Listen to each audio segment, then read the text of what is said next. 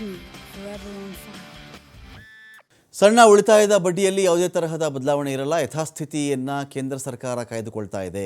ಸಣ್ಣ ಉಳಿತಾಯ, small savings ಅಂತ ಕರಿತೀವಲ್ವಾ, ಇದರಲ್ಲಿ ಆ ಒಂದು ಬಡ್ಡಿ ವಿಚಾರದಲ್ಲಿ ಯಾವುದೇ ನಾವು ಏರಿಕೆಯೂ ಮಾಡ್ತಾ ಇಲ್ಲ, ಇಳಿಕೆಯೂ ಮಾಡ್ತಾ ಇಲ್ಲ. ಸ್ಟೇಟಸ್ ಕೋ, ಯಥಾಸ್ಥಿತಿ ಮೇಂಟೈನ್ ಮಾಡ್ತಾ ಇದ್ದೀವಿ ಅಂತ ಹೇಳಿ ಕೇಂದ್ರ ಸರ್ಕಾರ ಹೇಳಿದೆ. ಡಿಸೆಂಬರ್ ತ್ರೈಮಾಸಿಕದಲ್ಲಿದ್ದಂಥ ಬಡ್ಡಿದರ ಮಾರ್ಚ್ ತ್ರೈಮಾಸಿಕಕ್ಕೂ ಅನ್ವಯವಾಗ್ತಾ ಇದೆ. ಮಾರ್ಚ್ವರೆಗೂ ಪ್ರಸ್ತುತ ಇರುವಂಥ ಬಡ್ಡಿ ದರವೇ ಅನ್ವಯವಾಗುತ್ತೆ. ಕೇಂದ್ರ ಹಣಕಾಸು ಸಚಿವಾಲಯದ ಕಡೆಯಿಂದ ಈ ಆದೇಶ ಹೊರಬಿದ್ದಿದೆ. ಇನ್ನು ಸುಕನ್ಯಾ ಸಮೃದ್ಧಿ ಯೋಜನೆ -8.2 ಬಡ್ಡಿ, PPF -7.1, ಅಂಚೆ ಕಚೇರಿ ಉಳಿತಾಯ ಠೇವಣಿ -4, ಕಿಸಾನ್ ವಿಕಾಸ ಪತ್ರ -7.5, NSC -7.7, ಮಾಸಿಕ ಉಳಿತಾಯ ಯೋಜನೆ -7.4. ಇಷ್ಟು ಬಡ್ಡಿ ದರಗಳು ಇದೇ ಥರ ಮುಂದುವರಿಯುತ್ತವೆ ಅಂತ